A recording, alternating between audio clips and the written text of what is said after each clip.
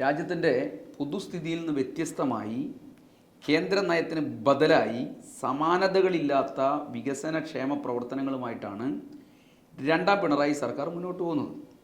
മാനവശേഷി വികസനം, സാമൂഹ്യക്ഷേമം, പഞ്ചായത്തി രാജ്, അധികാര വികേന്ദ്രീകരണം എന്നീ മേഖലകളിലെല്ലാം കേരളം മാതൃകയാവുകയാണ്. കേരളം രാജ്യത്തിനും ലോകത്തിനും മാതൃകയാണ് എന്ന് ഈ അടുത്ത സമയത്ത് പറഞ്ഞത് നമ്മുടെ മുൻ സംസ്ഥാന ചീഫ് ഇലക്ഷൻ കമ്മീഷണറായിരുന്ന ടിക്കാറാം മീണയാണ്. അദ്ദേഹം ഇപ്പോൾ രാജസ്ഥാനിലെ കോൺഗ്രസിൻ്റെ നേതാവാണ്. തോറ്റുപോയെങ്കിലും കോൺഗ്രസിന് വേണ്ടി അവിടെ പ്രകടന പത്രികയെല്ലാം തയ്യാറാക്കിയത് അദ്ദേഹമാണ്. കേരളത്തിൻ്റെ മാതൃകകളാണ് പ്രകടന പത്രികയിൽ ഞാൻ പ്രയോഗിച്ചതെന്നാണ് അദ്ദേഹം പറഞ്ഞത്.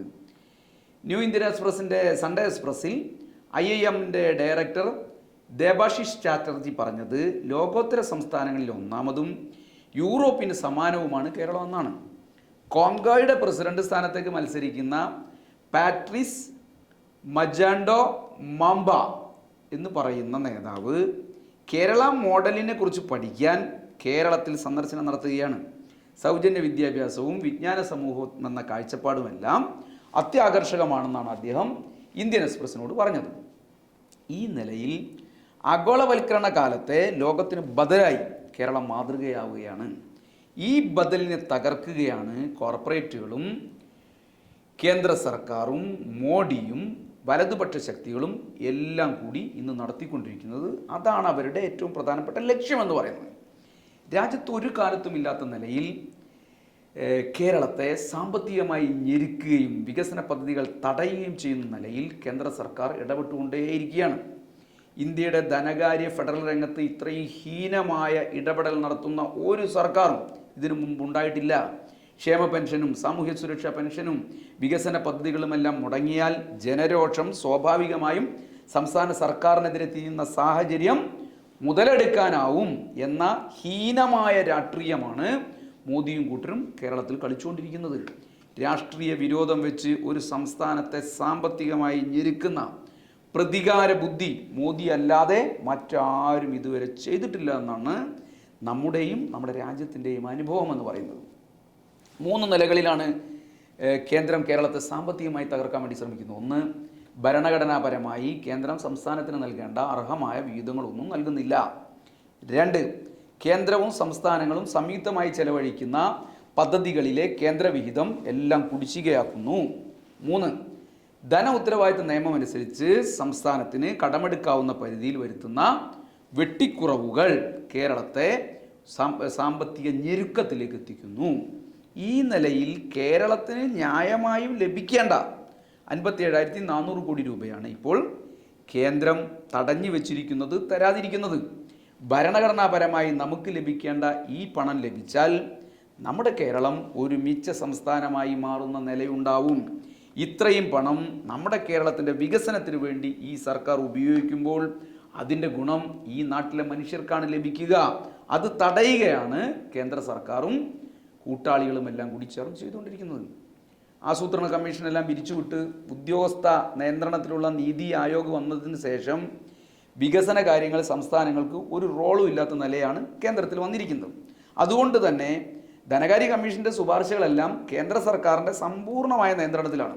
ഇതുപയോഗിച്ച് കേന്ദ്രം രാജ്യത്തിൻ്റെ ആകെ നികുതി വരുമാനം പങ്കുവെക്കുന്ന ഡിവിസിബിൾ പൂളിൽ നിന്ന് നമുക്ക് ലഭിക്കേണ്ട വിഹിതം ഓരോ വർഷവും ഇങ്ങനെ കുറച്ചുകൊണ്ടേയിരിക്കുകയാണ്. കേന്ദ്രത്തിന് ലഭിക്കുന്ന നികുതി വരുമാനത്തിൻ്റെ ഒരു പങ്ക് സംസ്ഥാനങ്ങൾക്ക് വീതം വെക്കാൻ കേന്ദ്ര സർക്കാർ തയ്യാറാവണമെന്ന് നമ്മുടെ ഭരണഘടന അനുശാസിക്കുന്നുണ്ട്. എന്നാൽ സംസ്ഥാനങ്ങളുമായി പങ്കിടേണ്ടതില്ലാത്ത സെസ്സും സർചാർജും എല്ലാം ഭീമമായ നിലയിലേക്ക് മോഡി സർക്കാർ വർദ്ധിപ്പിച്ച് ആ തുകയെല്ലാം സ്വന്തമാക്കിക്കൊണ്ടിരിക്കുക. 2010 6.5% ഇങ്ങനെയുള്ള നികുതികളെങ്കിൽ ഇപ്പോഴത് 4 ഇരട്ടി വർദ്ധിപ്പിച്ച് 23% ഇതും കഴിച്ച് ബാക്കി വരുന്ന തുക, ആ തുകയിലെ തന്നെ 59% കേന്ദ്ര ഖജനാവിലേക്ക് കൊണ്ടുപോവുകയാണ്. നികുതിയുടെ വലിയ വരുമാനം ഈ നിലയിൽ കേന്ദ്ര സർക്കാർ കൊണ്ടുപോകുന്നു രാജ്യത്താകെ. എന്നാൽ ഇങ്ങനെ വരുമാനമെല്ലാം കൊണ്ടുപോകുമ്പോൾ രാജ്യത്താകെ ചെലവാകുന്ന തുകയുടെ 64% സംസ്ഥാനങ്ങളാണ് വഹിക്കുന്നത്. സംസ്ഥാനത്തിൻ്റെ പണം മുഴുവൻ കേന്ദ്രം കൊണ്ടുപോകുന്നു, പക്ഷെ ചെലവെല്ലാം വഹിക്കുന്നത് സംസ്ഥാന സർക്കാരുകൾ. 36% മാത്രമാണ് കേന്ദ്ര സർക്കാർ രാജ്യത്തെ ചെലവുകൾ വഹിക്കുന്നത്. കേന്ദ്രവും സംസ്ഥാനങ്ങളും തമ്മിലുള്ള ഗുരുതരമായ സാമ്പത്തിക അസന്തുലിതാവസ്ഥയാണ് ഇന്ന് രാജ്യത്ത് നിലനിൽക്കുന്നത് എന്നർത്ഥം. സെസ്സും സർചാർജും കഴിച്ചു വരുന്ന നികുതി വരുമാനത്തിൻ്റെ നിശ്ചിത വരുമാനം സംസ്ഥാനങ്ങൾക്കായി നീക്കിവെക്കുന്നതിനെയാണ് ഡിവിസിബിൾ പൂൾ എന്ന് പറയുന്നത്.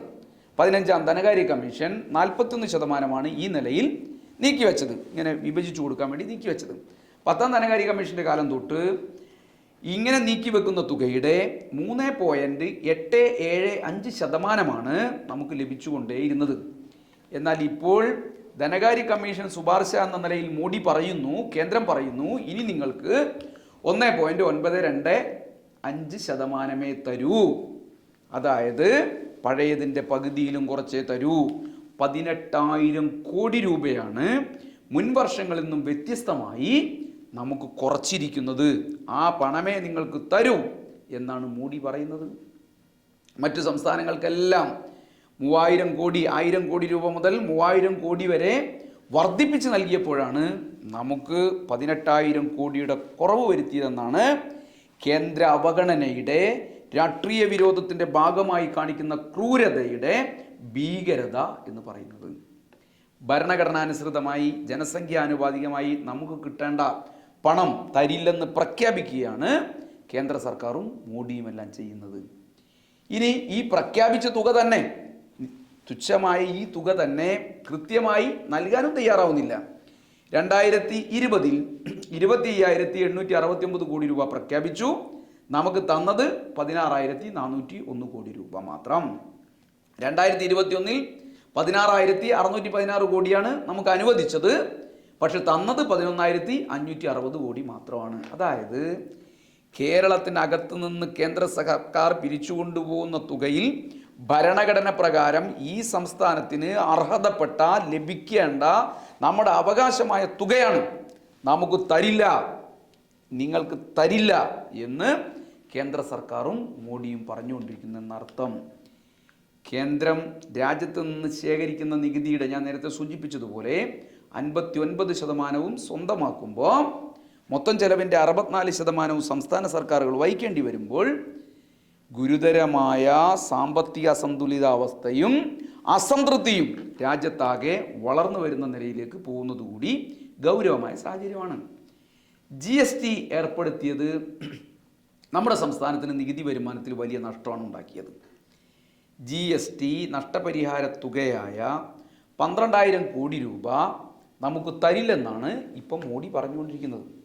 നേരത്തെ വാല്യൂ ആഡഡ് ടാക്സ് ആയിരുന്നു ഉണ്ടായിരുന്നത്, വാറ്റ് നികുതി എന്ന് നമ്മൾ പറയും, വാറ്റ് എന്ന് പറയും. ഇതിനു പുറമെ കേരളത്തിലേക്ക് ഏകദേശം 70% ചരക്കുകളും പുറത്തു നിന്ന് കൊണ്ടുവരുമ്പോൾ അതിനു മുകളിൽ നാം ഒരു എൻട്രി ടാക്സ് എന്ന ഒരു നികുതി പ്രത്യേകമായി ചുമത്തിയിരുന്നു. ഇത് പൂർണ്ണമായും, വാറ്റ് പൂർണ്ണമായും, ഈ നികുതി പൂർണ്ണമായും കേരളത്തിന് അവകാശപ്പെട്ടതായിരുന്നു. എന്നാൽ GST വന്നോടെ ഇതെല്ലാം നിന്നു. GSTയുടെ പകുതി കേന്ദ്ര സർക്കാർ കൊണ്ടുപോകുന്ന നിലയുണ്ടായി. ഒരു സംസ്ഥാനത്തെ സംബന്ധിച്ച് 14% നികുതി വർധന ഓരോ വർഷവും സംസ്ഥാനങ്ങൾക്കുണ്ടാവണം എന്നതാണ് പൊതുവായി കണക്കാക്കുന്നത്.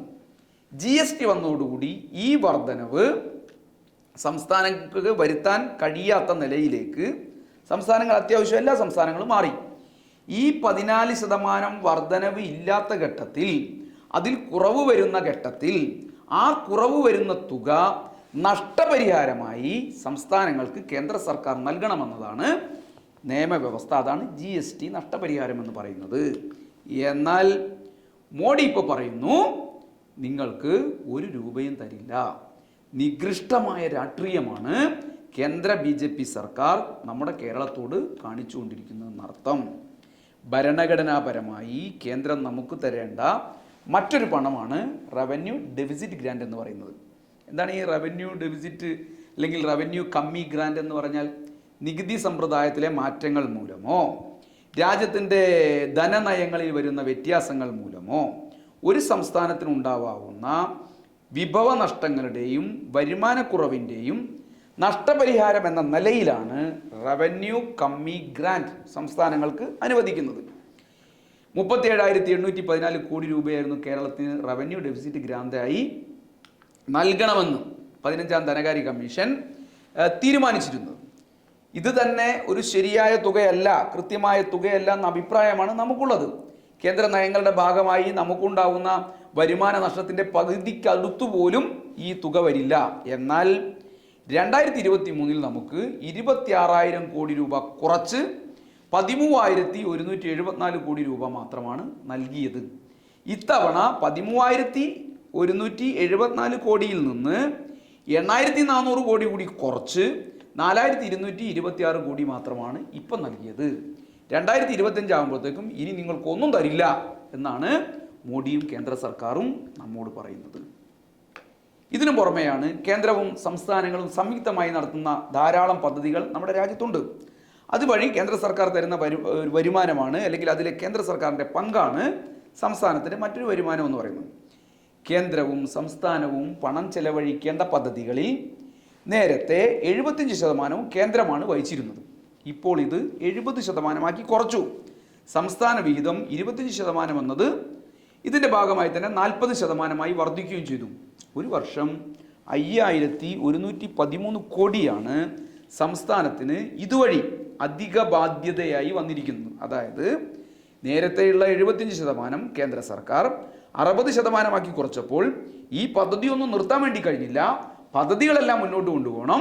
പക്ഷേ സംസ്ഥാന സർക്കാർ അതിനുവേണ്ടി 25% ചെലവഴിച്ചെടുത്ത് 40% ചെലവഴിക്കേണ്ടി വരുമ്പോൾ 5,113 കോടി രൂപ അധിക ബാധ്യത നൽകേണ്ടി വരികയാണ്.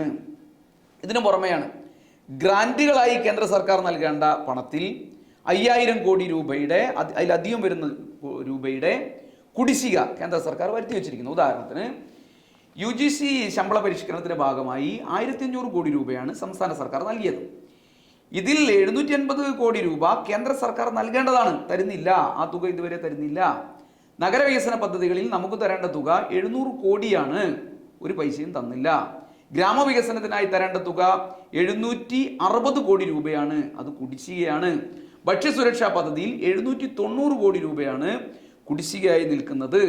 വിവിധ നിലകളിലുള്ള ദുരിതാശ്വാസ സഹായത്തിന് തരേണ്ട 207 കോടി രൂപ കേന്ദ്ര സർക്കാർ തരുന്നില്ല. മൂലധന നിക്ഷേപങ്ങൾക്കായുള്ള പ്രത്യേക സഹായമായി നിയമപരമായി നമുക്ക് ലഭിക്കേണ്ട 1,925 കോടി രൂപ ഇതുവരെ തന്നിട്ടില്ല. ഇതെല്ലാം കൂടി കൂട്ടിയാൽ 5,132 കോടി രൂപ കേന്ദ്രം കുടിശ്ശികയാക്കി വെച്ചിരിക്കുന്നു. ഇതിനും പുറമെയാണ്, ഇത് ഗ്രാൻറ്റുകളുടെ കുടിശ്ശികയാണ്. ഇതിനും പുറമെയാണ് നേരത്തെ സൂചിപ്പിച്ച സ്കീമുകളിൽ തന്നെ, സംയുക്ത സ്കീമുകളിൽ തന്നെ കേന്ദ്ര സർക്കാർ തരേണ്ട പണം തരാത്തത്. ഉദാഹരണത്തിന് സ്കൂൾ ഉച്ചഭക്ഷണ പദ്ധതി, NHM, ICDS, NREGS അങ്ങനെ തുടങ്ങിയ സ്കീമുകളിൽ സംസ്ഥാന സർക്കാർ കേന്ദ്ര സർക്കാർ തരേണ്ട പണം കൂടി തൊഴിലാളികൾക്ക് നൽകിക്കൊണ്ടിരിക്കുകയാണ്. എന്നാൽ ഈ പദ്ധതികളിലെല്ലാം കോടിക്കണക്കിന് രൂപയാണ് കേന്ദ്ര സർക്കാർ കുടിശ്ശിക വരുത്തിയിരിക്കുന്നത്. ഈ പറയുന്ന ഇതിലെ ജീവനക്കാർക്ക് ശമ്പളം നൽകാൻ പോലും സംസ്ഥാന സർക്കാരിന് കഴിയാത്ത ഘട്ടത്തിൽ കേന്ദ്ര സർക്കാർ പണം തരുന്നില്ല. പക്ഷേ ആ പണം കൂടി, ആ വിഹിതം കൂടി വെച്ച് നമ്മുടെ അംഗനവാടി വർക്കർമാർ, ഹെൽപ്പർമാർ, ആശാ വർക്കർമാർ തുടങ്ങിയവർക്കെല്ലാം കൃത്യമായി പണം നൽകിക്കൊണ്ടിരിക്കുകയാണ്. ഈ പ്രതിസന്ധി എല്ലാം നിലനിൽക്കുമ്പോഴും അവരുടെ ഓണറേറിയം വർദ്ധിപ്പിച്ചു നൽകാനും നമ്മുടെ കേരളത്തിലെ സർക്കാർ തയ്യാറായി എന്നുള്ളത് വർത്തമാനകാലത്തെ ഒരു പ്രത്യേകതയാണ്. ഞാൻ സൂചിപ്പിച്ചത് കോടിക്കണക്കിന് രൂപ ഈ നിലയിലേക്ക് കുടിശ്ശികയാക്കി വെച്ചിരിക്കുന്നു. അനാവശ്യമായി കേന്ദ്രം, ഒരു കാരണവുമില്ലാതെ കേന്ദ്രം പിടിച്ചു വെച്ച 700 കോടി രൂപയിലധികമാണ് നെല്ല് സംഭരണത്തിനായി സപ്ലൈകോക്ക് സംസ്ഥാന സർക്കാർ ഈ പ്രതിസന്ധിക്കിടയിൽ നൽകിയത്. ദേശീയ ആരോഗ്യ മിഷൻ 50 കോടിയാണ് ഇപ്പോൾ നൽകിയത്. കാരുണ്യ ബെനവലന്റ് സ്കീമിന് 60 കോടിയാണ് ഇപ്പോൾ സംസ്ഥാന സർക്കാർ അനുവദിച്ചത്. കേരളത്തിൽ കാരുണ്യ ആരോഗ്യ ഇൻഷുറൻസ് പദ്ധതിക്ക് കേരളം ഒരു വർഷം ചെലവഴിക്കുന്നത് 1,200 കോടി രൂപയാണ്. കേന്ദ്രം 10% മാത്രമാണ് നമുക്ക് തരുന്നത്. അത് തന്നെ തരുന്നില്ല. 130 കോടി രൂപ അത് തന്നെ തരുന്നില്ല. 600 രൂപ വെച്ച് 22 ലക്ഷം പേർക്ക് നൽകണം എന്നാണ് ഈ തുക, അങ്ങനെ വീതിച്ചു നൽകണമെന്നാണ് കേന്ദ്ര സർക്കാർ പറയുന്നത്. എന്നാൽ കേരളം 42 ലക്ഷം ഗുണഭോക്താക്കൾക്ക് 2,800 രൂപ വെച്ച് ശരാശരി കേരളത്തിൽ ചെലവഴിച്ചുകൊണ്ടിരിക്കുകയാണ്. കേന്ദ്ര സർക്കാർ പറഞ്ഞുകൊണ്ടിരിക്കുന്നത് ഇത് ഞങ്ങളുടെ പദ്ധതിയാണ്. 10% തരേണ്ടത് തന്നെ തടയുന്നില്ല. എന്നാൽ നിർമ്മലാ സീതാരാമൻ ഇവിടെ വന്ന് പറയുന്നു ഇത് ഞങ്ങളുടെ പദ്ധതിയാണ്. കാരുണ്യ ബെലവന്റ് ഫണ്ട്, മെഡിസിപ്പ് അങ്ങനെ തുടങ്ങിയ ധാരാളം പദ്ധതികൾ ഉൾപ്പെടെ കേരളം ഒരു സാർവത്രികമായ ആരോഗ്യ ഇൻഷുറൻസ് പദ്ധതിക്ക് കീഴിൽ ഈ കേരളത്തെ ഇടതുപക്ഷ ജനാധിപത്യ മുന്നണി സർക്കാർ മാറ്റിയിരിക്കുകയാണ്.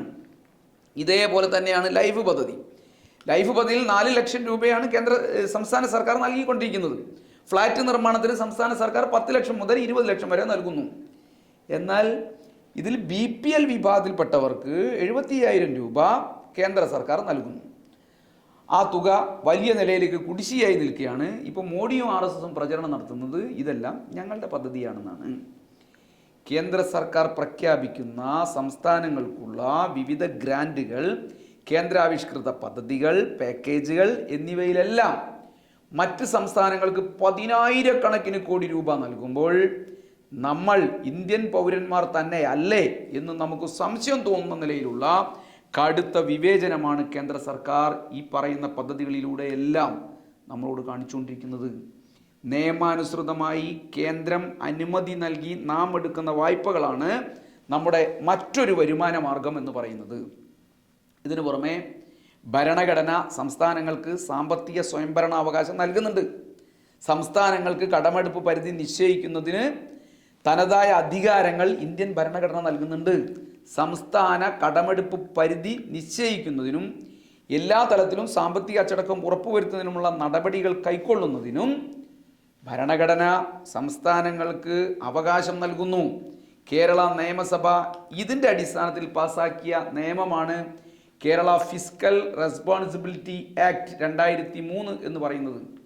ഈ നിയമപ്രകാരം സംസ്ഥാനത്തെ ആഭ്യന്തര ഉൽപാദനത്തിൻ്റെ ഗ്രോസ് സ്റ്റേറ്റ് ഡൊമസ്റ്റിക് പ്രോഡക്റ്റിൻ്റെ GSDP എന്ന് പറയും 3.5% നമ്മുടെ സംസ്ഥാനത്തിന് അർഹതപ്പെട്ട കടമെടുപ്പ് പരിധി എന്ന് പറയുന്നത്. അതായത് ഏകദേശം 11 ലക്ഷം കോടി രൂപയാണ് കേരളത്തിൻ്റെ GSDP എന്ന് പറയുന്നത്. അങ്ങനെയാണെങ്കിൽ നമുക്ക് 3.5% വെച്ച് 38,500 കോടി രൂപ എല്ലാ വർഷവും കടമെടുക്കാം. ഈ കടമെടുപ്പ് പരിധി മുൻനിർത്തിയാണ് നമ്മുടെ സംസ്ഥാനം നമ്മുടെ പദ്ധതിയേതര വികസനക്ഷേമ പ്രവർത്തനങ്ങൾക്ക് വേണ്ടിയിട്ടുള്ള പണം വകയിരുത്തുന്നത്. ധനകാര്യ കമ്മീഷനുകളുടെ നിർദ്ദേശം കൂടി പരിഗണിച്ച് ധനക്കമ്മി നികത്തുന്നതിനായി സംസ്ഥാനം നിശ്ചയിക്കുന്ന കടമെടുപ്പ് പരിധി വെട്ടിച്ചുരുക്കാൻ കേന്ദ്ര സർക്കാരിന് ഒരധികാരവുമില്ല എന്നിരിക്കെ കേന്ദ്രം നമ്മെ കടമെടുക്കുന്നത് തടയുകയാണ് ഇപ്പോൾ ചെയ്തുകൊണ്ടിരിക്കുന്നത്. കേന്ദ്രം അടിച്ചേൽപ്പിച്ച വായ്പാ നിയന്ത്രണങ്ങൾ വഴി 2016-17 മുതൽ ഇതുവരെ സംസ്ഥാനത്തിന് അർഹതപ്പെട്ട വായ്പാ സമാഹരണത്തിൽ ആകെയുണ്ടായ നഷ്ടമെന്ന് പറയുന്നത് 1,07,513.9 കോടി രൂപയാണ്. ഇതേ നിലയിൽ ഈ അവഗണന തുടർന്നാൽ 4-5 വർഷം കൊണ്ട് ഇത് 5 ലക്ഷം രൂപ വരെയാവുമെന്നുള്ളതാണ് എല്ലാ കണക്കുകളും കാണിക്കുന്നത്. നമ്മുടെ നാടിൻ്റെ, നമ്മുടെ പുതിയ തലമുറയുടെ, ഈ കേരളത്തിൻ്റെ സമഗ്രമായ വികസനത്തിന് ഉപയോഗിക്കേണ്ട പണമാണ് ഈ നിലയിൽ രാഷ്ട്രീയ വിരോധം വെച്ച് തടഞ്ഞു വെക്കുകയും ഞങ്ങൾ തരില്ലെന്ന് പറഞ്ഞ് വെല്ലുവിളിക്കുകയും കേന്ദ്ര സർക്കാർ ചെയ്തുകൊണ്ടിരിക്കുന്നത്.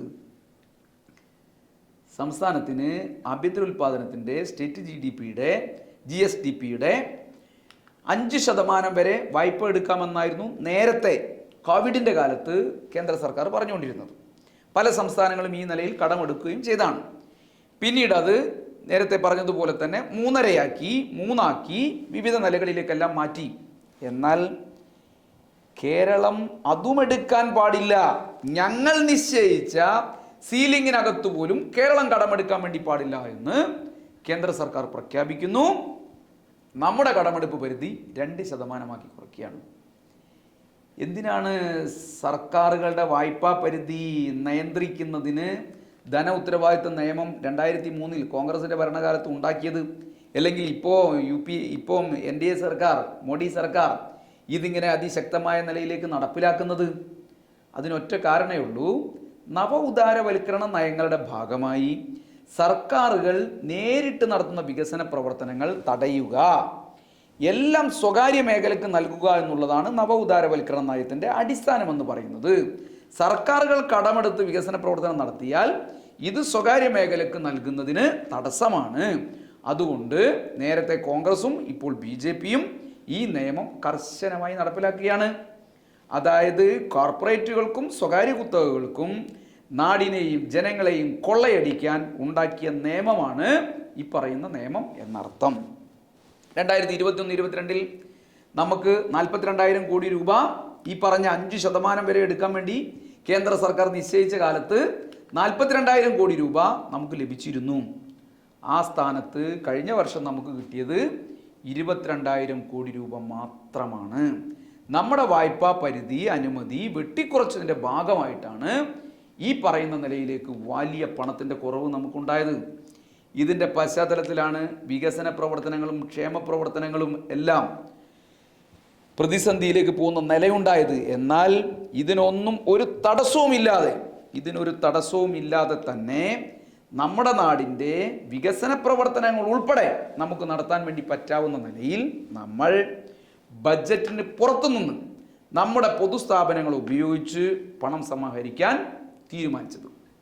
അതായത് ബഡ്ജറ്റിന് പുറത്തുനിന്നുള്ള വായ്പകൾ, ഓഫ് ബഡ്ജറ്റ് ബോറോയിങ്സ്, സംസ്ഥാന സർക്കാരിൻ്റെ പൊതുമേഖലാ സ്ഥാപനങ്ങൾ മുഖേന എടുക്കുന്ന വായ്പകൾ, അത് നാം ആ വായ്പകൾ നാം ശേഖരിക്കാൻ വേണ്ടി തീരുമാനിക്കുകയായിരുന്നു. ആ നിലയിൽ വായ്പകൾ ശേഖരിക്കാൻ തീരുമാനിച്ചു.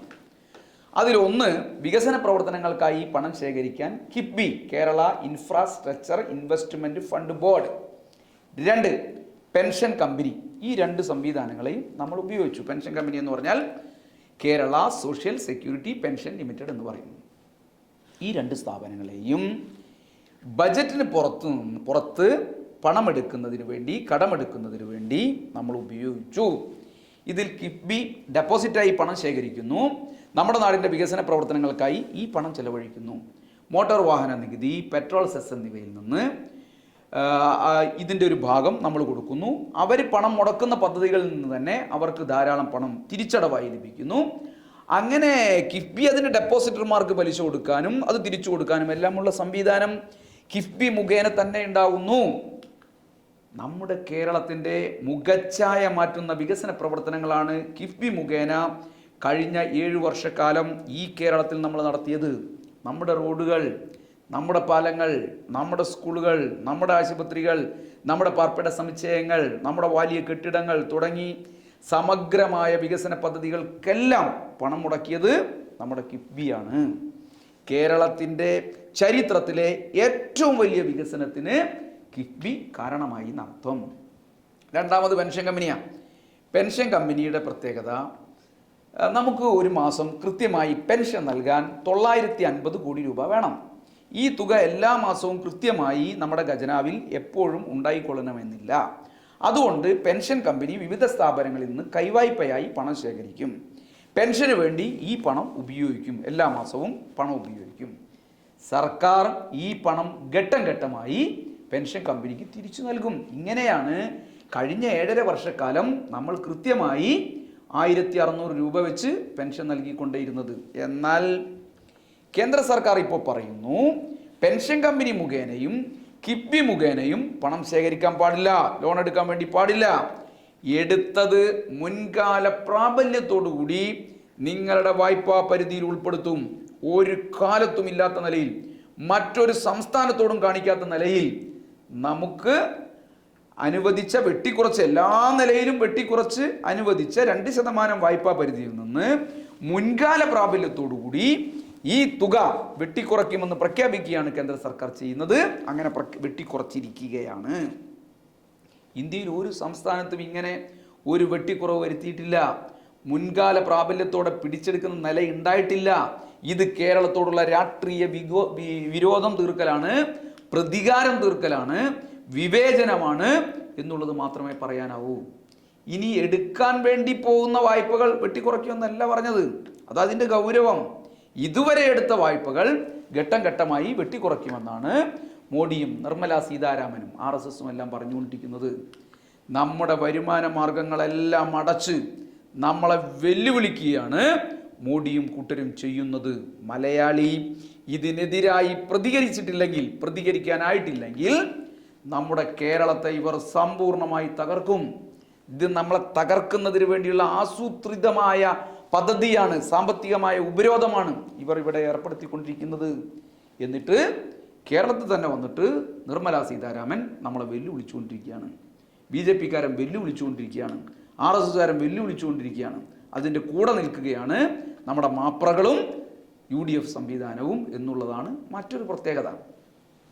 ഇനി സംസ്ഥാന സർക്കാരുകളെ ഇങ്ങനെ കടമെടുക്കുന്നതിന് പരിധി നിശ്ചയിക്കുകയും വെല്ലുവിളിക്കുകയും എല്ലാം ചെയ്യുമ്പോൾ കേന്ദ്രത്തിന് കടമെടുപ്പിൽ ഒരു നിയമവും ബാധകമല്ല. സംസ്ഥാനങ്ങൾ ധന ഉത്തരവാദിത്ത നിയമം പാലിക്കുന്നു എന്ന് ഉറപ്പുവരുത്തുന്ന കേന്ദ്രം ഞങ്ങൾക്കിതൊന്നും ബാധകമല്ല എന്ന് പ്രഖ്യാപിക്കുകയാണ്. കോടിക്കണക്കിന് രൂപയാണ് ഓഫ് ബഡ്ജറ്റ് വായ്പകളായി കേന്ദ്ര സർക്കാർ എടുത്തുകൊണ്ടിരിക്കുന്നത്. നാഷണൽ ഹൈവേ അതോറിറ്റി മാത്രം 5 ലക്ഷം കോടി രൂപയിലധികം ഓരോ വർഷവും കടമെടുത്തുകൊണ്ടിരിക്കുക. കേരളത്തിന് മുകളിൽ ഏർപ്പെടുത്തിയ ഒരു നിയമവും കേന്ദ്ര സർക്കാരിന് ബാധകമല്ല. കേന്ദ്രത്തിൻ്റെ കടം ഇനി GDP-യുടെ 40%-ത്തിലധികമാണ്. കേരളത്തിൻ്റെ GDP-യുടെ 20% മാത്രമേ ഉള്ളൂ. നമ്മളെ കഴുത്ത് ഞെരിച്ച് കൊല്ലുകയാണ് കേന്ദ്ര സർക്കാർ ഇപ്പോൾ ചെയ്യുന്നത്. നമ്മുടെ തനത് വരുമാനം റെക്കോർഡ് ഉയരത്തിലേക്ക് എത്തിക്കാൻ നാം നടത്തിയ ശ്രമമാണ് ഇന്ന് കേരളത്തെ ഇതേപോലെ നിലനിർത്തിക്കൊണ്ടുപോകുന്നു. ഇവരുടെ ഈ ആക്രമണങ്ങളെല്ലാം അതിജീവിച്ച് അതിനെ ചെറുത്തുകൊണ്ട് തന്നെ നമ്മുടെ വരുമാനം വർദ്ധിപ്പിക്കാൻ നാം നടത്തിയ ശ്രമകരമായ പ്രവർത്തനങ്ങളാണ് കേരളത്തെ ഇന്നത്തെ അവസ്ഥയിൽ മുന്നോട്ട് കൊണ്ടുപോകുന്നത്. സംസ്ഥാന സർക്കാരിൻ്റെ വരുമാനം എന്ന് പറയുന്നത് 3 വിധത്തിലാണ് ഉണ്ടാവുക. ഒന്ന്, നികുതിയായും അല്ലാതെയായും നാം സമാഹരിക്കുന്ന തുക. 2, കേന്ദ്രത്തിൽ നിന്നും നമുക്ക് ലഭിക്കുന്ന ധനസഹായം. 3, കേന്ദ്രം അനുവദിച്ച് നമ്മൾ എടുക്കുന്ന വായ്പ. ഇതിൽ 2ഉം 3ഉം മാർഗങ്ങൾ കേന്ദ്രം ഉപരോധിച്ചപ്പോൾ നമുക്ക് നിലനിൽക്കാൻ നമ്മുടെ തനത് നികുതി വരുമാനം റെക്കോർഡ് വേഗതയിൽ ഉയരത്തിലേക്ക് നമ്മൾ ഉയർത്തിയത് കൊണ്ട് മാത്രം, ഞാൻ ആവർത്തിച്ചു പറയുന്നു, നമ്മൾ നിലനിന്നു പോകുന്നു. ഈ വർഷം കേന്ദ്രത്തിൽ നിന്ന് ലഭിക്കേണ്ട തുകകളിലും വായ്പാനുപാതത്തിലും മുൻ വർഷത്തെ അപേക്ഷിച്ച് നേരത്തെ പറഞ്ഞതുപോലെ 57,400 കോടിയുടെ കുറവ് വന്നപ്പോഴും കേരളം പിടിച്ചു നിൽക്കുകയാണ്. ചുരുക്കി പറഞ്ഞാൽ ഈ 57,400 കോടി എന്ന് പറയുന്നത്, ഒരിക്കൽ കൂടി പറയുകയാണ്, വായ്പ അനുമതി നിഷേധിച്ചതിലൂടെ 19,000 കോടി രൂപ, റവന്യൂ കമ്മി ഗ്രാന്റ് നൽകാത്തതിലൂടെ 8,400 കോടി രൂപ, GST നഷ്ടപരിഹാരത്തിലൂടെ 12 തരാതെ 12,000 കോടി രൂപ, നികുതി വിഹിതം വെട്ടിക്കുറച്ചതിലൂടെ 18,000 കോടി രൂപ. ഇങ്ങനെ ഭരണഘടനാപരമായി നമുക്ക് ലഭിക്കേണ്ട ഈ പണമൊന്നും തരാത്ത നില ആവർത്തിക്കുകയാണ്. 5,000 കോടി രൂപ കേന്ദ്ര പദ്ധതികളിൽ വരുത്തിയ കുടിശ്ശിക, അതിന് പുറമെ ഗ്രാന്റുകളിൽ വരുത്തിയ കുടിശ്ശിക, കേന്ദ്ര സർക്കാരിൻ്റെ വിഹിതം കുറച്ചതിൻ്റെ ഭാഗമായി കേന്ദ്ര പദ്ധതികളിൽ സംസ്ഥാനം അധികം നൽകേണ്ടി വരുന്ന തുക, ഇതെല്ലാം കൂടി കൂട്ടിയാൽ 75,000 കോടിയോളം രൂപയാണ് ഒരു വർഷം ഈ സംസ്ഥാനത്ത് നിന്ന് കേന്ദ്ര സർക്കാർ തരാതിരിക്കുന്നത്, തടഞ്ഞു വെച്ചിരിക്കുന്നത്. എന്നിട്ടും നമ്മുടെ തനത് നികുതി വരുമാനം വർദ്ധിപ്പിച്ച് നാം പിടിച്ചു നിന്നു. അതാണ് കേരളത്തിൻ്റെ പ്രത്യേകത. രാജ്യത്ത് നികുതി വരുമാനം വർദ്ധിപ്പിച്ചുകൊണ്ടേയിരിക്കുന്ന ആദ്യത്തെ 3 സംസ്ഥാനങ്ങളിൽ ഒന്നാണ് നമ്മുടെ കേരളം എന്ന് പറയുന്നത്. കേന്ദ്ര സർക്കാരിൻ്റെ കണക്കുകൾ എന്നെ കാണിച്ചുകൊണ്ടിരിക്കുക. മഹാരാഷ്ട്ര, കർണാടക, തമിഴ്നാട്, പഞ്ചാബ് എന്നിവയെ പോലെ വലിയ സമ്പന്നമായ സംസ്ഥാനമൊന്നുമല്ല നമ്മുടെ കേരളം. ഒരു ഉപഭോക്തൃ സംസ്ഥാനമാണ് നമ്മുടെ കേരളം. ഈ പറയുന്ന ഉപഭോക്തൃ സംസ്ഥാനമായതുകൊണ്ട് തന്നെ റവന്യൂ വിഭവ സമാഹരണത്തിന് വലിയ പരിമിതി നമ്മുടെ സംസ്ഥാനത്തെ സംബന്ധിച്ചുണ്ട്. ആ പരിമിതി മറികടക്കാനുള്ള ശ്രമമാണ് നമ്മളിവിടെ നടത്തിക്കൊണ്ടിരിക്കുന്നത്. ഇന്നത്തെ അവസ്ഥയിൽ പിണറായി വിജയൻ അല്ലാതെ, LDF സർക്കാർ അല്ലാതെ മറ്റാരെങ്കിലും ആയാൽ ഒരാഴ്ച പോലും കേരളം ഭരിക്കാൻ വേണ്ടി പറ്റാത്ത സാഹചര്യമായിരിക്കും ഉണ്ടായിരിക്കുക, അല്ലെങ്കിൽ ഈ നില തുടർന്നാൽ ഉണ്ടാവുക എന്നുള്ളതാണ് കേരളത്തിൻ്റെ അവസ്ഥ. താൽക്കാലികമായ രാഷ്ട്രീയ ലാഭത്തിനായി ഈ നാടിൻ്റെ ഘാതകർക്കൊപ്പം നിൽക്കുകയാണ് കോൺഗ്രസും UDF-ഉം ചെയ്തുകൊണ്ടിരിക്കുന്നത്. കേന്ദ്രത്തിൻ്റെ ക്രൂരമായ അവഗണനയും അവകാശ നിഷേധവും CPM-നും പിണറായി വിജയനും എതിരായുള്ള നീക്കമായി കണ്ട് ഇപ്പോഴിതാ കേരളത്തിൽ സാമ്പത്തിക അടിയന്തരാവസ്ഥ ഏർപ്പെടുത്തുമെന്നാണ് BJPയും സംഘീകാനും ചേർന്നുകൊണ്ട് ഒരു പുതിയ ഭീഷണി ഉയർത്തിക്കൊണ്ടിരിക്കുന്നത്. ധന അടിയന്തരാവസ്ഥയുടെ പ്രത്യാഘാതങ്ങൾ എന്തൊക്കെയായിരിക്കുമെന്ന് സംഘപരിവാർക്കൊപ്പം നാട് ഭരിച്ച് കളയാം എന്ന് കരുതുന്ന സുധാകരനും സതീശനും ലീഗ് നേതാക്കന്മാർക്കൊന്നും അറിയാഞ്ഞിട്ടല്ല. അത് വന്നാൽ യൂണിവേഴ്സിറ്റികൾ ഇപ്പോൾ ഭരിക്കാൻ പോകുന്നത് പോലെ കേരളം മുഴുവൻ ഭരിക്കാം എന്ന് കരുതിയിട്ടാണ് അവർ മിണ്ടാതിരിക്കുന്നത്. സാമ്പത്തിക അടിയന്തരാവസ്ഥയിൽ സംഭവിക്കുക, രാഷ്ട്രപതി ഗവർണർ വഴി സാമ്പത്തിക കാര്യങ്ങൾ സംബന്ധിച്ച നിർദ്ദേശങ്ങൾ സംസ്ഥാന സർക്കാരിന് നൽകും. ആ നിർദ്ദേശങ്ങൾ അനുസരിച്ച് സംസ്ഥാന സർക്കാരിന് ഭരിക്കാനാവൂ. അങ്ങനെ ഗവർണർക്ക് സർവകലാശാല ഭരിക്കുന്നത് പോലെ സർക്കാർ ഭരണത്തിലും കൈകടത്താനുള്ള എല്ലാ അധികാരവും ലഭിക്കും. സാമ്പത്തിക അടിയന്തരാവസ്ഥയുടെ കുറിപ്പടികളായി ഭരണഘടനയിൽ തന്നെ സൂചിപ്പിച്ചിട്ടുള്ള കാര്യങ്ങൾ ഏറ്റവും പ്രധാനമായി 3 ഒന്ന്, എല്ലാ ജീവനക്കാരുടെയോ ചില പ്രത്യേക വിഭാഗം ജീവനക്കാരുടെയോ ശമ്പളവും അലവൻസും വെട്ടിക്കുറയ്ക്കും. 2, ധനബാധ്യത വരുത്തുന്ന എല്ലാ നിയമങ്ങൾക്കും പ്രസിഡന്റിന്റെ മുൻകൂർ അനുവാദം വേണം. 3, സർക്കാർ ചെലവുകൾ കുറയ്ക്കുന്നതിന് ആവശ്യമായ എല്ലാ നിർദ്ദേശങ്ങളും നൽകും. സംസ്ഥാന സർക്കാർ ജീവനക്കാർക്കും ക്ഷേമാനുകൂല്യം ലഭിക്കുന്ന പാവപ്പെട്ടവർക്കുമായിരിക്കും ഇതുവഴി ഏറ്റവും വലിയ തിരിച്ചടി ഉണ്ടാവുക എന്നുള്ളതാണ് യാഥാർത്ഥ്യം. അതുകൊണ്ട് തന്നെ BJPയുടെയും കേന്ദ്രത്തിൻ്റെയും കുൽസിത നീക്കങ്ങൾ ചെറുക്കാൻ നാടൊറ്റക്കെട്ടായി രംഗത്തിറങ്ങണം. ഇതിനായി കക്ഷി രാഷ്ട്രീയ ഭേദമന്യേ മുഴുവൻ കേരളീയരും ഒന്നിച്ചണിനിരക്കണം. ഏത് പ്രയാസങ്ങളുടെയും നടുക്കടലിൽ നിൽക്കുമ്പോഴും നാടിൻ്റെ സാമൂഹ്യ നേട്ടങ്ങളെയാകെ കാത്ത് ക്ഷേമവും സർവതല സ്പർശിയുമായ സമഗ്ര വികസനമെന്ന കാഴ്ചപ്പാടിൽ നിന്ന് അണുകിട പിന്നോട്ട് പോവാതെ പിണറായി സർക്കാർ മുന്നോട്ട് പോവുകയാണ്. നവ ഉദാരവൽക്കരണ സാമ്പത്തിക നയം തീവ്രമായി നടപ്പിലാക്കുന്ന രാജ്യത്ത് കൃത്യമായ ബദൽ വഴികൾ തേടിക്കൊണ്ടാണ് 7 വർഷവും നമ്മുടെ സർക്കാർ ഇവിടെ പ്രവർത്തിച്ചത്.